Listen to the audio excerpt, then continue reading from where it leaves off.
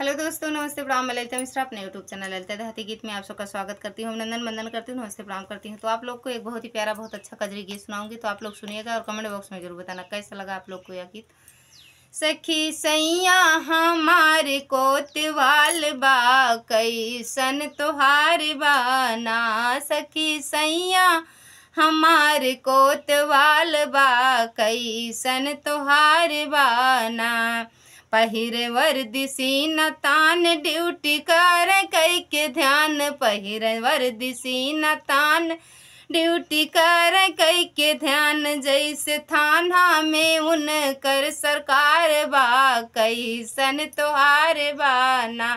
जैसे थाना में उनकर सरकार बा, कैसन तोहार बाना। सखी सैया हमारे कोतवाल बा, कैसन तोहार बाना। हो सखी सैया हमारे कोतवाल बा, कैसन तोहार बाना। कई के सोरहौ सिंगार निकली आंगना दुआर। कई के सोरहौ सिंगार घूमी आंगना दुआर। हम तो खुश बानी भरल भंडार बा, कैसन तोहार बाना।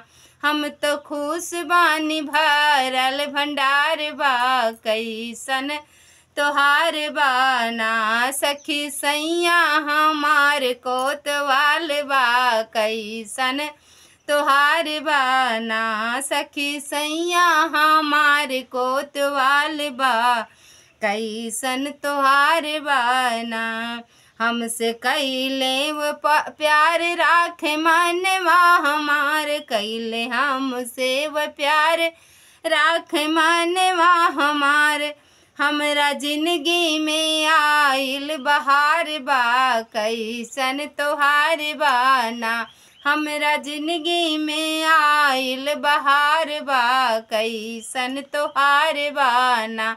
सखी सैया हमार थानेदार बा, कैसन तोहार बाना। सखी सैया हमार थानेदार बा, कै